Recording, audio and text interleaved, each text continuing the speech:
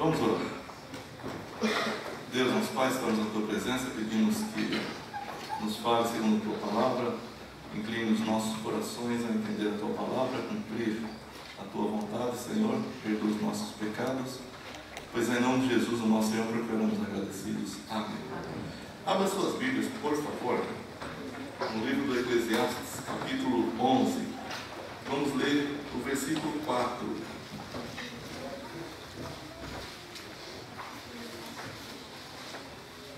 O tema da nossa mensagem é qual o tempo e o modo certos. Eclesiastes 11, 4.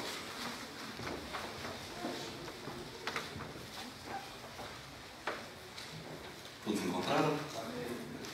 Diz assim: quem observa o vento nunca secará, e o que olha para as nuvens nunca secará. Vamos ler juntos? Quem observa o vento nunca secará, e o que olha para as nuvens nunca secará. Os irmãos podem sentar, por favor.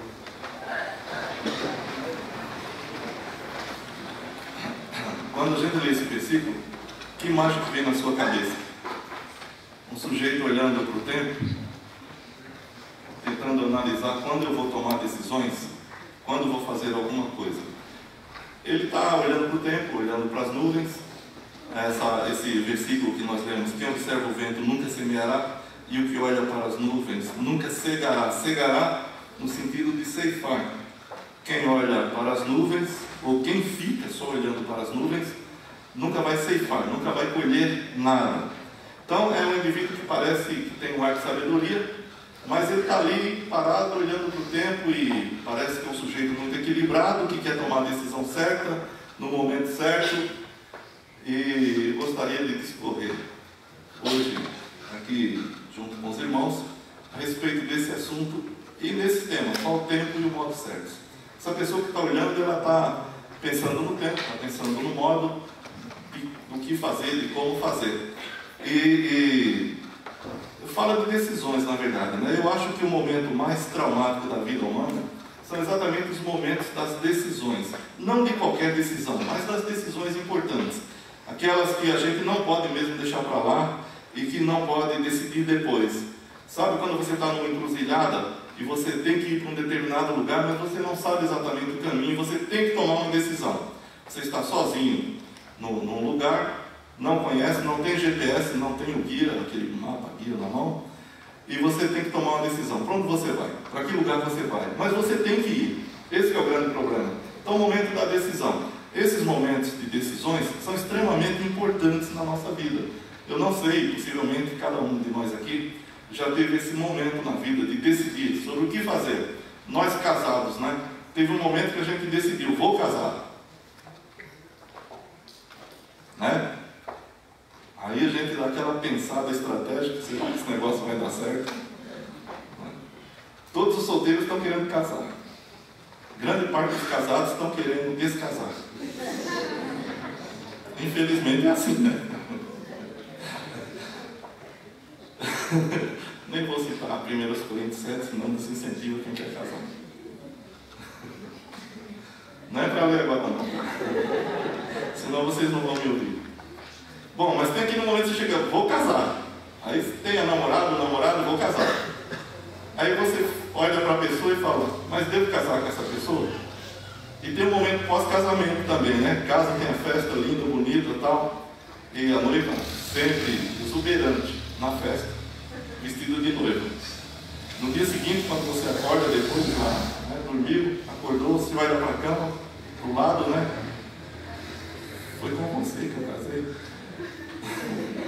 Eu conheço a história de um pastor americano. Ele era muito desligado. Pensa num sujeito desligado. Mas um cara muito crente, muito temente a Deus. E casou. Casou, teve a cerimônia e tal, ele foi pro hotel, passar a lua de mel lá com a esposa dele. E dormiu, né?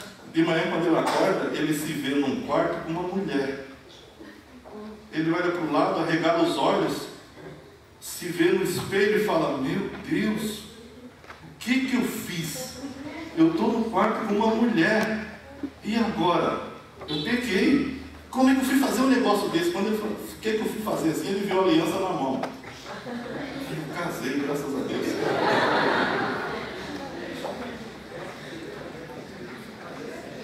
Mas há momentos na vida da gente que esse negócio da gente está brincando com o casamento. Mas casamento é a coisa mais séria da vida, depois da nossa salvação em Jesus Cristo. Não é? Porque o casamento vai modificar a sua vida, com certeza. Nenhuma pessoa que casou vai ser a mesma no dia seguinte ao casamento e durante a vida. A sua vida vai ser completamente modificada, você vai viver em função daquela pessoa com quem você casou, das vontades, das manias, não é? De coisas que você não gosta, mas tem que aturar porque é o seu cônjuge. É assim. Que incentivador, né? Mas é assim. Não é verdade? Quando a gente é solteiro, a gente está na casa do pai, está louco para casa. Você não aguenta mais ir para casa do pai, né? Você vem de serviço, você, meu Deus, vou voltar para casa, né? Aí quando você casa, você só quer estar em casa dos pais. Né? Tem gente que não consegue. Tem gente que não consegue cortar o cordão umbilical com os pais depois que casa. Então casa e casou, sair da casa do pai, da mãe. Aí passa um mês, depois só vive na casa do pai e da mãe. Né? Aí a outra pessoa começa a falar, você não casou comigo? Eu não posso visitar meu pai e minha mãe? Aí começa a encrenca, né? Então essas decisões são extremamente importantes. O casamento vai modificar a sua vida, com certeza é uma decisão importante. Mas tem aquele momento que o sujeito, a pessoa, chega e fala, vou ter que casar. Será que caso com essa pessoa ou não? Se fico solteiro? Problema de empregos, né? Você está desempregado. E de repente já aconteceu comigo isso. Aconteceu comigo. Eu estava desempregado, eu estava querendo casar e eu não conseguia emprego. Aí comecei a orar, Deus me abriu 3 portas. Aí depois diante de mim falou, agora escolhe. Que coisa horrível. Não é ter que trabalhar, é ter que escolher. Qual que eu vou escolher? Entendeu? É um problema. Essas coisas, decisões importantes, são muito, assim, mexem muito com a gente. Uma outra coisa, nós somos crentes, mas há aquele momento que a gente fica pensando, eu vou servir a Deus com o coração reto ou eu vou continuar como estou? É uma outra coisa que modifica a nossa vida. É o fato de nós decidirmos servir a Deus com o coração puro e reto. A maioria de nós leva uma vida cristã não adequada. Não é tão crente, não é mundano, é meio lá, meio cá, é morno. Lembra do que está escrito no Apocalipse com os mornos, né? Vou nem citar para você não ficar triste. Então, qual o tempo e o modo certo das minhas decisões? É disso que esse versículo fala. Quem observa o vento, nunca semeará. O que fica olhando para as nuvens, também não vai ceifar nada. Isso nos fala de mudança. Mudança que é uma constante na vida humana, não é? Quando vou mudar? A maioria das coisas que nos cercam sempre sofrem mudanças. A sociedade muda seus valores com rapidez muito grande. Coisas que no passado eram erradas, hoje é completamente certa. Coisas que no passado nem se cogitava, hoje é tão normal. Né? Eu lembro que as famílias tradicionais não se separavam. Na época havia o desquite, não havia nem divórcio. Né? O máximo que podia haver era o desquite. Mas as famílias importantes diziam assim, na minha família, com muito orgulho diziam, na minha família não existe ninguém desquitado. Quer dizer, era algo que não se presumia numa família decente que alguém se separasse. Hoje em dia, as pessoas casam, mas se não der certo eu separo. É muito normal falar isso, viver isso. Então, as sociedades em geral, mudam muito os seus valores. Aliás, tudo muda. A música, por exemplo, quem não gosta de música aqui? A música sofre mutações o tempo inteiro. Quando eu era garoto, eu morava lá no Nordeste. A gente morou numa cidade pequena, no interior da Paraíba, e a única diversão que tinha lá, não tinha energia elétrica na cidade. Só tinha um gerador que ficava aceso até umas 9, 10 horas da noite, coisa assim, né? Depois apagava, era aquele brilho total, né? E a maioria das casas nem luz tinha. Mas tinha um serviço de alto-falante. Quem conhece esse serviço de alto-falante? No interior de São Paulo isso tem demais, pelo menos tinha. Né? E ficava tocando as músicas lá. Ele tocava assim muito Nelson Gonçalves. Né? Eu tinha medo do Nelson Gonçalves. Tem aquela música, diga que já não me quer. Eu tremia de medo de ouvir esse homem cantando. Né? Negue que me pertence. Porque eu não entendia nada da letra. Né? Eu mostro a boca molhada, ainda marcada pelo beijo. O que será isso? Porque nós, na minha época de garoto, a gente não via ninguém se beijando na rua. Então a boca molhada do beijo teu, o que será isso, né? E o vozeirão dele me assustava um pouco, né? E tinha uma outra música que falava de um cara que era na montanha e terminava com grave. Eu vi o Satanás na minha frente, né? Aí de repente acontece um movimento aí, parece o rock nos Estados Unidos, na Inglaterra, aquele rock simples, né, dos Beatles, etc. E Elvis Presley, e aqui no Brasil Roberto Carlos e tantos outros, né? Aí é uma música interessante, uma música leve, feliz, cantou com pouca voz, né? Mas a gente conseguia cantar, a gente conseguia entender, coisinhas de adolescente, era muito legal. Então, aquilo era, meu pai não deixava eu ouvir, era pecado. Hoje em dia vocês vão para o cinema e tal. Eu não podia passar na calçada do cinema. Eu acho que o Brasil perdeu um grande talento futebolístico, porque meu pai não me deixava jogar bola, porque jogar bola era coisa do diabo.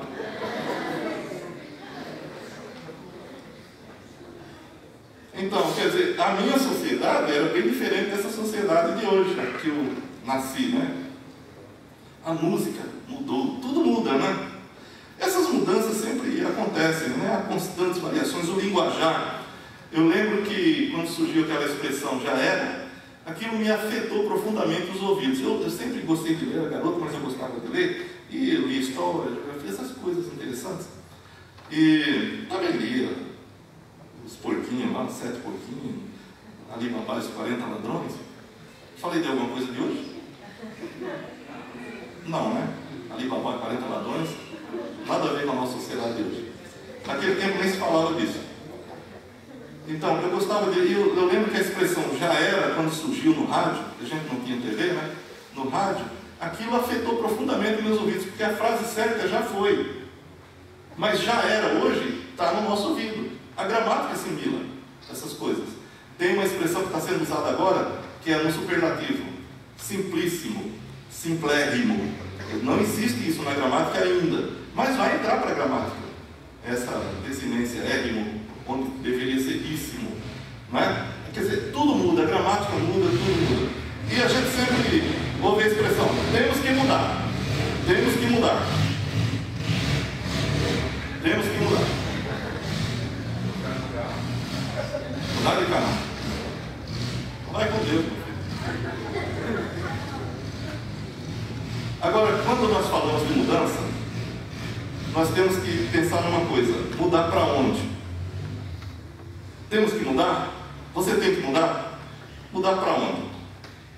Sempre que a gente pensa em mudança, a gente tem que pensar em deslocamento. A mudança é, em primeiro lugar, um deslocamento.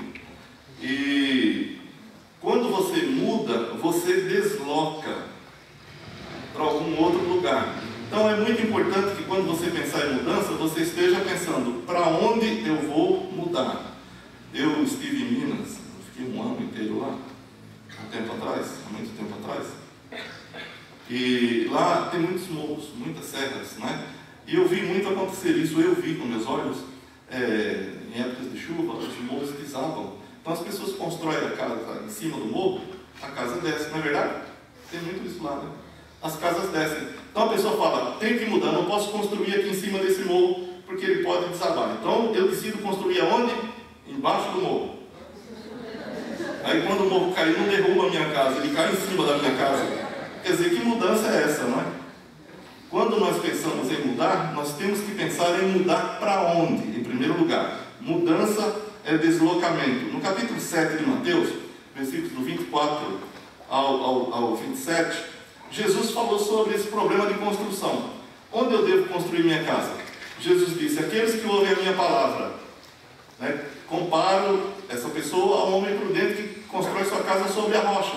Então vem rios, vem tempestades, vem ventos e dão sobre aquela casa, mas ela não cai, porque está edificada sobre a rocha. Ao contrário, aqueles que não ouvem a minha palavra, eu vou compará-lo, disse Jesus, a um homem imprudente ou insensato, que construiu a sua casa sobre a areia. Então vieram os ventos, vieram os rios, etc. E a casa caiu e foi grande a sua ruína. Por quê? Porque estava construída sobre areia. Quer dizer, o local de se construir não foi adequado.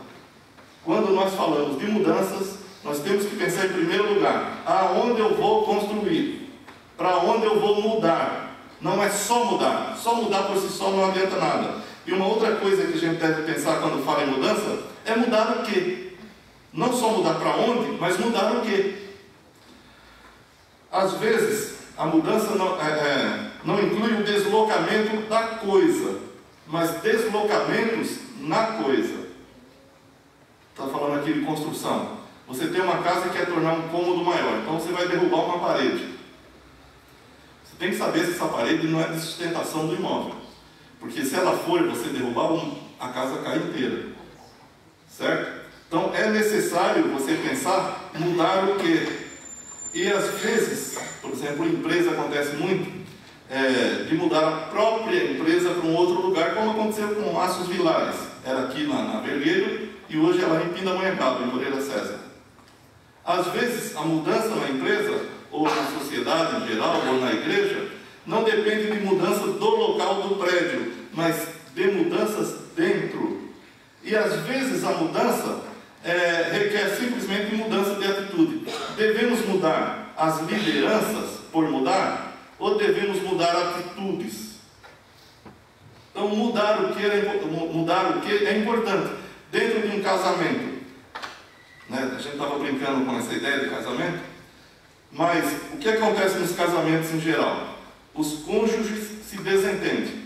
Então pensa-se em mudança. Aí vai mudar o quê? O cônjuge? Ou mudar atitudes? Esse marido não me serve mais. Então põe ele na marca do pênalti. Resolvi meu problema. Errado, não resolveu. Você criou mais um problema para a sua vida. Aí o marido fala, essa mulher não me serve. Aí põe na marca do pênalti. Manda embora. Resolvi meu problema. Criou um problema. Criou outro problema. Você sabe o que resolve no casamento? Que tipo de mudança que vai resolver? As mudanças pessoais, as mudanças de atitude. Em obediência à palavra de Deus. Os maridos devem saber que devem amar suas esposas devem saber que devem amar e honrar os seus maridos também. Quando os nossos filhos desobedecem, o que a gente faz? Muda de casa, vai embora. Acontece isso, não acontece? Tem pai que põe o filho para fora de casa? Tem filho que põe os pais para fora de casa também. Quer dizer, acontece tudo, mas o que a gente deveria mudar no caso desse? Mudar pessoas? Mudar de lugar? Não, mudar atitudes. Quando a minha atitude para com Deus não é correta, o que eu tenho que fazer? Mudar de igreja, mudar de religião? Não, mudar de atitude. Você sabe qual a diferença entre você ser abençoado nesta igreja ou em outra qualquer? É sua atitude. Não é a igreja. É o que você é em relação à igreja. Que atitudes você tem? O que você pensa? O que é que você quer? O que você acha que a igreja espera de você? O que você espera da igreja? Se você modificar suas atitudes, você será muito abençoado ou abençoada e abençoador. O que vai modificar a nossa vida não é a nossa mudança física, muitas vezes, mas a nossa mudança de atitude. E uma outra questão, quando se fala em mudança, que a gente deve pensar, antes de mudar, é mudar para quê? Essa ideia, vamos mudar. Vamos mudar para quê? Time que está ganhando? Hã? Vocês estão fraquinhos. Time que está ganhando? Eu sou meio surdo. Time que está ganhando não se mexe. Então essa ideia de mudança ela só é importante se você sabe para que você mudar. Ou seja, se você tem objetivos claros e definidos na mudança. Se não houver objetivos claros e definidos na mudança, mudar para quê? Deixa como está para ver como fica. Mas se não tiver objetivo, não inventa, não toque em mudanças, porque você pode se machucar. Então quando a gente pensa em mudança, nós temos que pensar, mudar para onde? Mudar o quê? Mudar para quê? E também uma outra atitude que o versículo nos sugere, é problema de começar a fazer as coisas. Quando eu vou começar a realizar as coisas? O ser humano, com honrosas exceções, gosta de protelar. Essa expressão, depois eu faço, ela é extremamente corriqueira, né? Depois eu faço. Pode deixar comigo, vou dar um jeito. Não é verdade? Depois eu faço. Isso se chama protelação. E essa é uma das frases mais pronunciadas, o depois eu faço. O tempo adequado para se fazer o que tem que ser feito é extremamente importante. Quando a gente vai fazer uma coisa, nós temos que pensar em duas hipóteses: o tempo de começar e o tempo de terminar. Como vou começar, como vou terminar.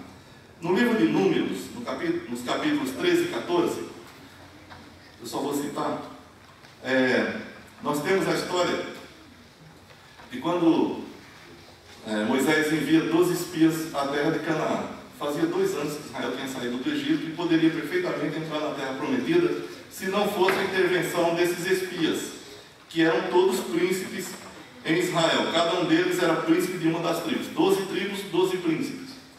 E Moisés os mandou do deserto, onde estavam, para espiar a terra de Canaã, para saber que estratégia usar para conquistar a terra de Canaã. Eles foram. Foram no tempo certo? Foram no tempo certo. No dia que Deus falou com Moisés, manda os espias, Moisés chamou o pessoal, eles foram no tempo certo. Espiaram a terra e voltaram. Ficaram 40 dias lá fazendo um trabalho, um relatório. Aí entregaram o relatório para Moisés. Aí disseram o seguinte: ó, junta o povo que a gente vai falar todos de uma vez. A terra é boa, é conforme Deus falou. A terra é boa, as cidades são boas, as cidades são grandes também. Lá a cidade é uma terra habitada por gigantes. Tem 3 gigantes. Os nomes deles estão na Bíblia, tem 3. E eles falaram que a terra era habitada por gigantes. Veja a visão que a pessoa tem. Olha, eles iam indo muito bem, no tempo certo, do modo certo, até que entraram na terra, falaram: a terra é habitada por gigantes, são muito fortes, muito bem organizados, as cidades são muradas, e mesmo que Deus falou que a gente ia conquistar essa terra, nós não podemos. Aí Josué e Caleb, 2 dos espias, falaram: não, mas o problema é o seguinte, Deus retirou o favor deles, está conosco. Aí o povo quis apedrejar Josué e Caleb. Aí a glória de Deus apareceu e evitou esse apedrejamento. E Deus falou para Moisés: diga para esse povo, quando é que eles vão ouvir a minha voz? Quando é que eles vão entender que eu estou falando deles? E essa geração que viu todos os sinais que eu realizei e não me temeu, não teve fé em mim, vão ficar 40 anos no deserto. Um dia para cada ano. Ficaram 40 dias espiando, vão ficar 40 anos no deserto. Aí depois de alguns dias, essa gente se arrependeu. Aí falou para Moisés: não, é o seguinte, agora a gente vai lutar. Moisés falou: nem inventa isso, porque Deus não está mais nisso. Vocês foram rebeldes e Deus não está mais com vocês. Então não vão, que isso não vai dar certo. Não, eles falaram: nós vamos. O problema da rebeldia, a Bíblia diz que a rebelião é como pecado de feitiçaria. Nós não podemos nos rebelar contra a vontade expressa de Deus, sob hipótese alguma. Deus queria pôr o povo na terra, queria. O povo se rebelou, Deus castigou. 40 anos no deserto, era o castigo. Aí eles falaram: não, mas agora nós queremos fazer a vontade de Deus. O tempo tinha passado. Deus falou: não vão, porque vocês vão ser derrotados.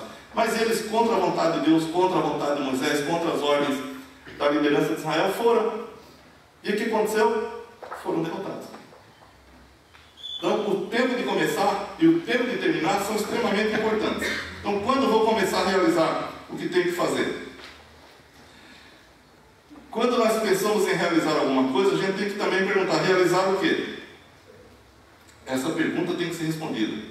Não basta fazer qualquer coisa, mas algo que tenha finalidade e utilidade. E que seja a melhor decisão. Outro dia uma senhora, lá na ONU, propôs que nós deveríamos ensacar vento. Lembram disso? Você já imaginou ensacar vento? Você já imaginou enxugar gelo? Sim. Você vai fazer o quê? Vou enxugar gelo. Agora eu tenho uma profissão nova, vou enxugar gelo. Ah, você vai morrer, você não vai enxugar. Vou ensacar vento, você não vai ensacar vento. Então o que a gente tem que fazer é necessário planejar. O que eu vou fazer? Então não basta querer fazer, tem que fazer o quê? Você tem que responder a pergunta: fazer o quê? E outra pergunta que você tem que responder quando vai realizar alguma coisa: realizar com que finalidade? Nós temos que ter objetivos claros e traçar planos factíveis para que o desejo se realize. Vocês já viram essas pessoas que ficam ali: se eu ganhar na Mega Sena, Outro dia alguém ganhou, né? Sempre ganha, né? Sempre gente longe de nós. Normalmente em Brasília. Vocês viram na internet que saiu a foto do ganhador da Mega Sena? Era uma laranja. Foi em Brasília, né? Então a pessoa que ganhou era uma laranja. Então a pessoa, se eu ganhar, eu conheci uma pessoa que vivia falando o tempo inteiro, falava com os filhos, se eu ganhar na Mega Sena, eu vou fazer isso, vou fazer aquilo. Irmãos, isso é um plano besta. Isso é uma ideia. Eu até contei outro dia que a história de uma senhora empresária, né, que ficava dizendo, não, vou ganhar na Mega Sena, a empresa dela está fechada e a venda. Quando nós pensamos em realizar alguma coisa, nós temos que pensar em realizar o quê? Temos que ter finalidade com o que vamos fazer, senão nós não vamos a lugar nenhum. E uma outra coisa importante, que esse versículo nos sugere, em Eclesiastes, é quando vou terminar. Eu escrevi aqui que os seres humanos lidam com dois grandes problemas. O problema de começar o que tem de ser feito e o problema de terminar o que começou. Você já percebe que tem muita gente que tem facilidade em começar algum projeto, né? A pessoa, eu vou fazer isso, vou fazer aquilo, e vem com planos, etc e tal. E a gente fica olhando, será que vai fazer? Né? E não faz. Por quê? Porque todo projeto na mente é interessante. Gente, às vezes que vem estudar teologia com a gente e começa super animado e depois sai do curso. Por quê? Porque começar uma coisa, ter um projeto em mente é uma coisa, realizá-lo é outra. A realização de qualquer projeto requer tempo, requer paciência, às vezes gasto financeiro, empenho, persistência, resignação, né? Todos nós que fizemos uma faculdade, a gente sabe disso. Eu fiquei 5 anos numa faculdade, desde o primeiro ano querendo sair. Não saí porque minha esposa não permitiu. Mas eu queria sair. Se eu não fosse obediente, eu tinha... Desde o primeiro ano, né? Não é, Marta? É difícil, né? A gente começa um curso, vou passar no vestibular.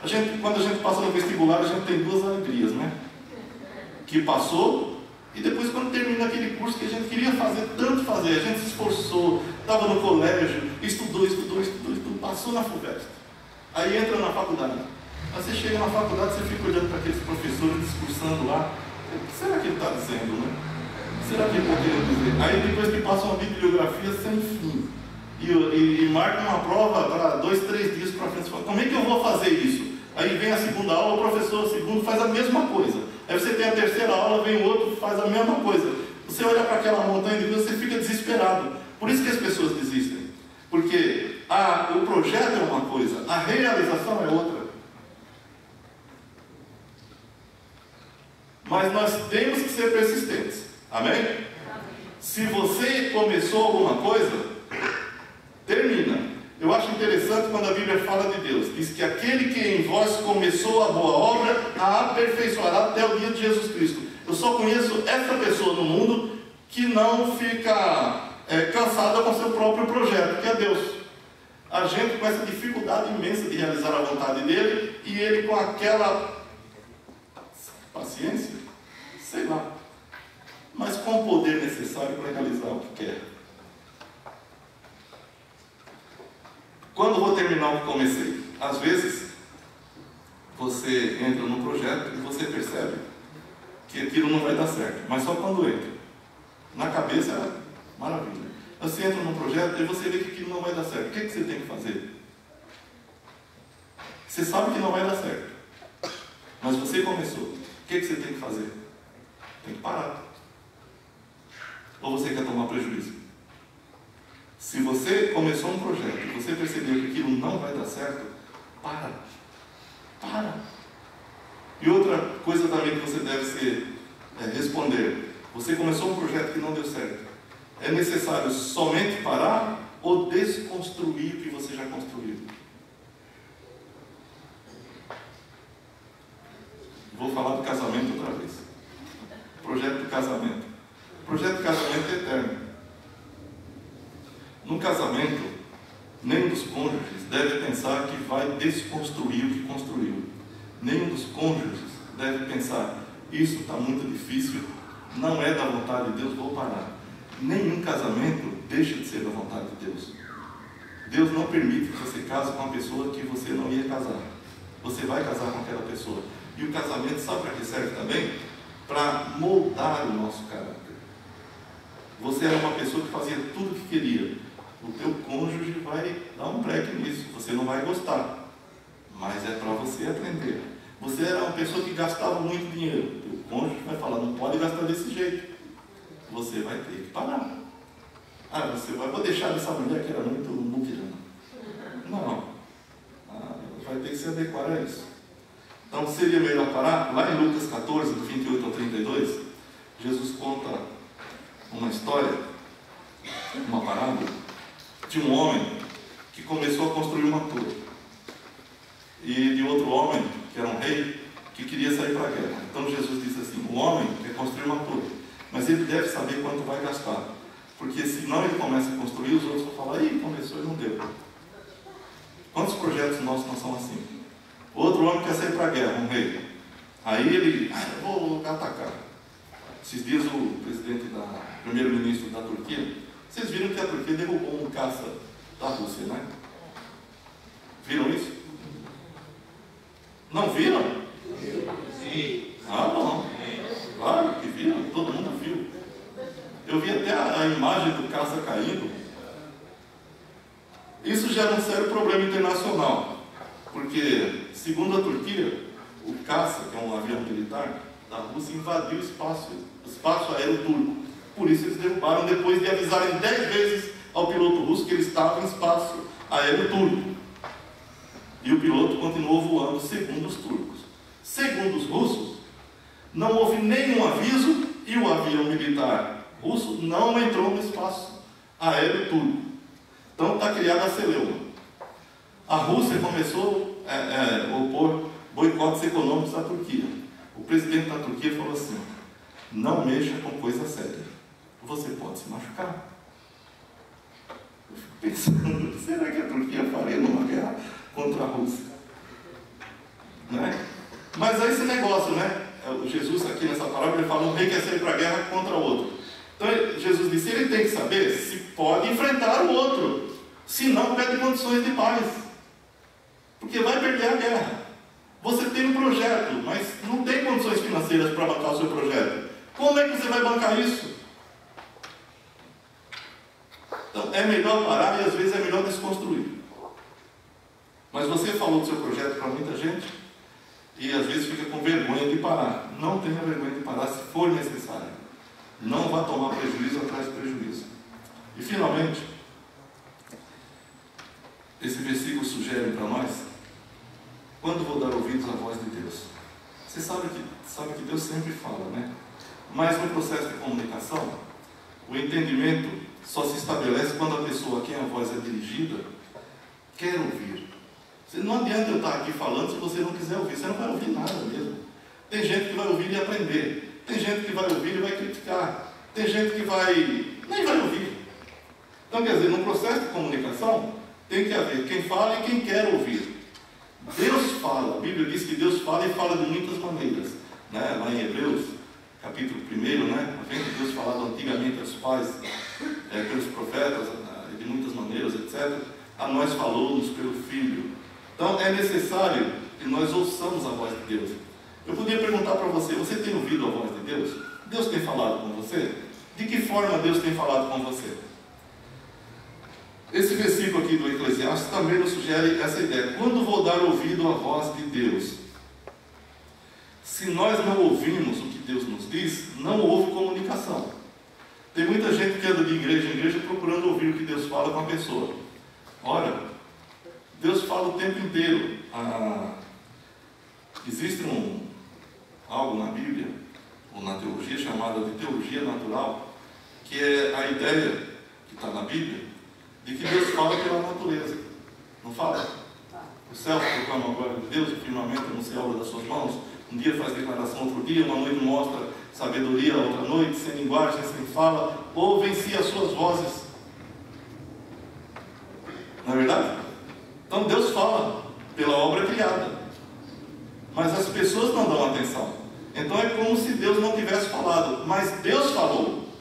O fato, porém, que a gente fala, é como se Deus não tivesse falado. Deus falou e Deus vai julgar você pela sua falta de atenção que você teve com Ele. Não imagine que pelo simples fato de você não ouvir a voz de Deus, ou não querer ouvir a voz de Deus, Deus vai deixar você isento. Não vai. A Bíblia diz que diante de Deus ninguém é indesculpável, porque tudo fala, tudo anuncia a voz de Deus. Deus fala o tempo inteiro. E um grande problema a respeito da vida humana, que Deus fala o tempo todo, e as pessoas não dão tanta atenção como deveria, o problema da salvação, por exemplo. A Bíblia é muito clara sobre salvação, ou não é? Como é a salvação que a Bíblia oferece? João 3,16, o que diz? Deus amou o mundo de tal maneira... Até as crianças sabem. A salvação que a Bíblia anuncia é em Jesus Cristo. Mas as pessoas não querem ouvir. Por que não querem ouvir? Sabe por quê? Existem muitos fatores. Em primeiro lugar, a impiedade humana que impede realmente a voz de Deus de falar com essas pessoas. E outra coisa também é o fato dos ruídos na comunicação. Quando você ouve alguma coisa, você ouve alguma informação, a informação chega a você cheia, eivada de outras informações suplementares, de coisas que você ouviu o tempo todo e a respeito do mesmo assunto. Você vai em cada igreja que você escuta uma história sobre salvação. Como Deus salva? De acordo com uma, você tem que realizar boas obras para ser salvo. De acordo com outras, além de você realizar boas obras para ser salvo, você tem que querer permanecer salvo. De acordo com outras, você tem que fazer penitências e sacrifícios. Tem que confessar seus pecados ao Padre. Quer dizer, há muito ruído nessa comunicação. O grande problema da comunicação da salvação é que necessariamente a mensagem da salvação passa por nós, seres humanos complicados. Porque a incumbência de pregar o Evangelho foi dada a nós, os crentes. A nós, seres humanos. Daí, então, nós inventamos um montão de coisas. A Bíblia é muito clara sobre salvação. Efésios 2, 8, 9 diz o quê? Pela graça... Isso. Não vem de obras para que ninguém se glorie. Então, a mensagem de salvação é muito clara.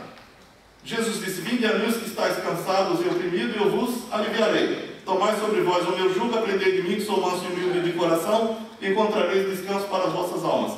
Então, a mensagem de salvação é muito clara, mas as pessoas não dão atenção a isso, porque ela vem eivada dessas outras informações. O que a Bíblia ensina basicamente sobre salvação? Que nós somos salvos pela nossa fé em Jesus Cristo. Isso significa o quê? Vou fazer só um pequeno resumo. Quando nós pregamos a mensagem bíblica, a mensagem do Evangelho, o Espírito Santo trabalha no coração dos pecadores e os convence de que é pecador.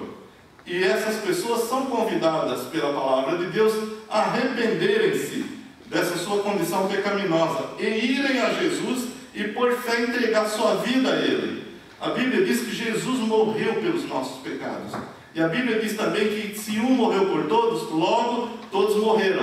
Então, se o salário do pecado é a morte, Jesus Cristo nos concede o dom gratuito da salvação, porque Ele morreu por nós, Ele morreu por causa dos nossos pecados.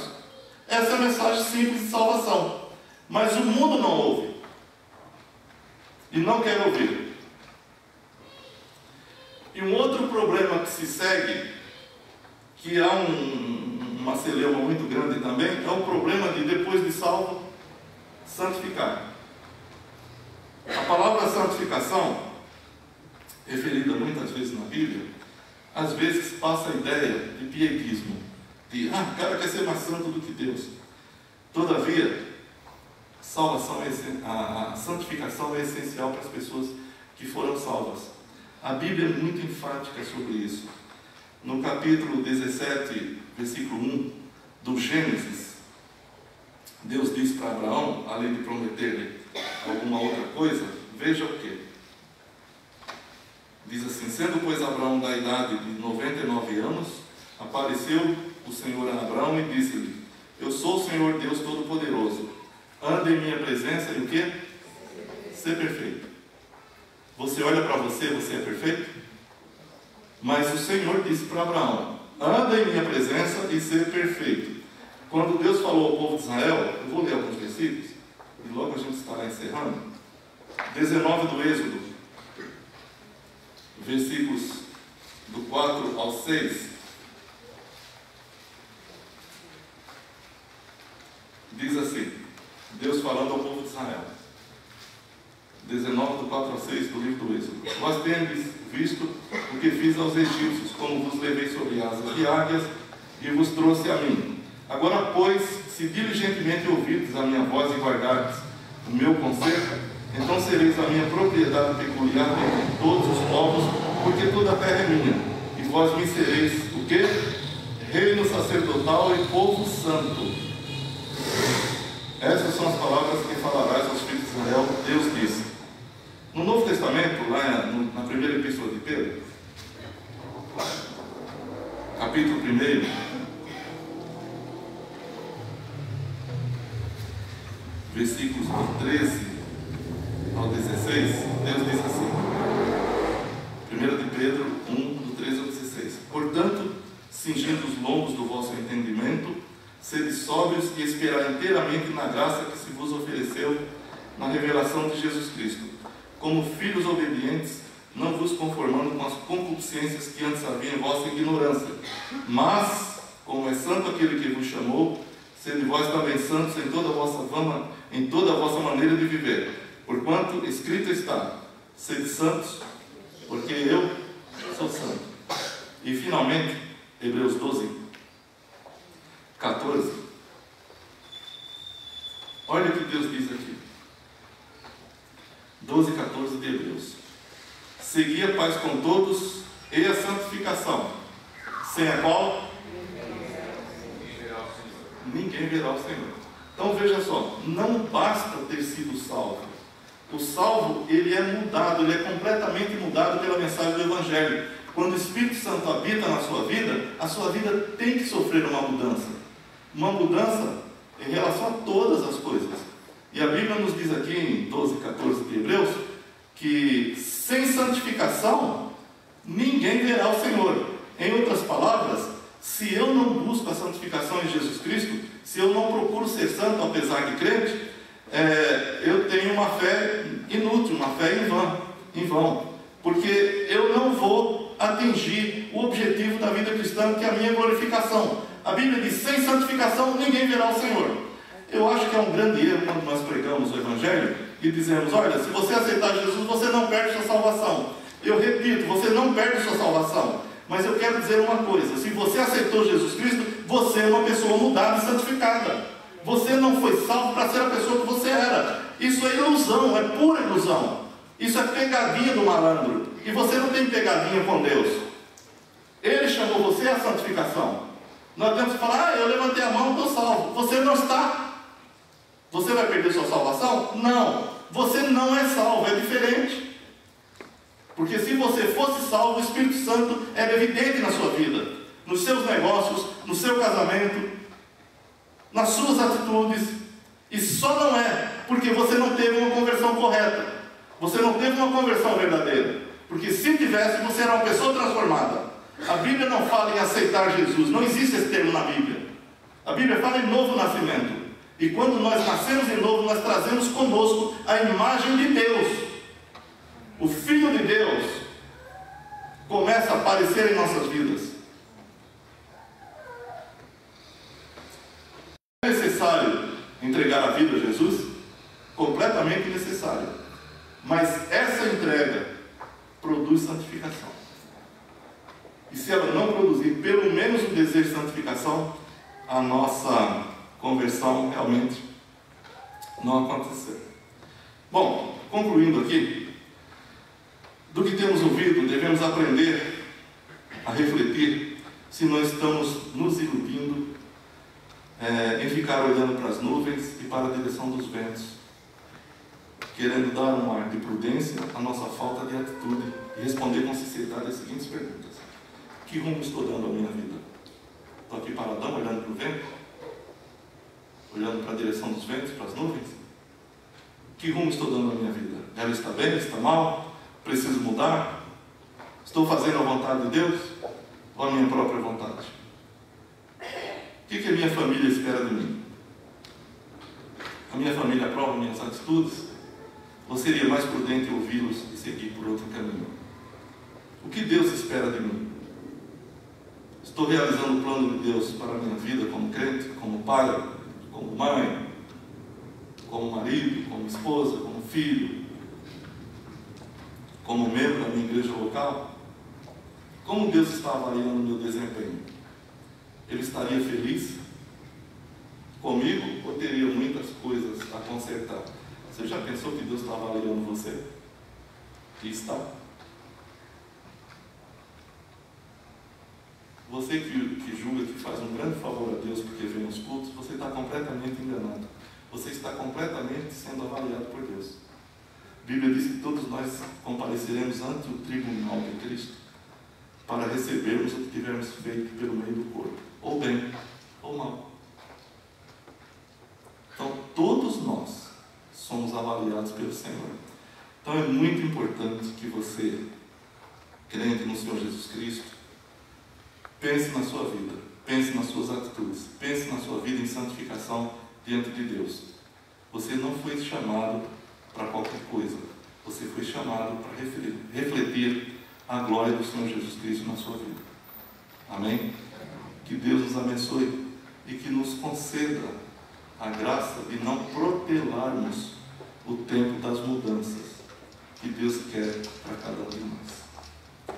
Que Deus lhe abençoe, que Deus nos abençoe a todos e nos faça andar na sua graça. Amém. Deixa eu só fazer uma pergunta. Aqui no nosso meio, alguém que queira entregar sua vida a Jesus Cristo? Levante sua mão que eu quero orar por você. Amém. Nós vamos ficar em pé. Vamos orar.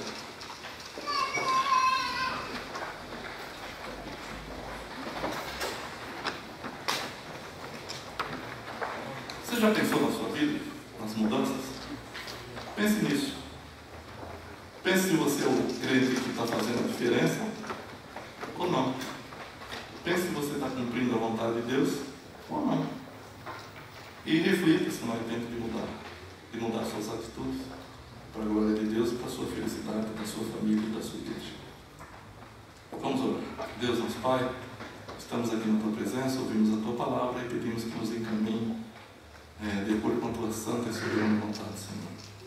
Nos guie sempre na Tua vontade, porque ela é boa, agradável e perfeita, e nos ajude a entender aquilo que Tu queres. Senhor, opere em cada um de nós as mudanças necessárias para a Tua glória.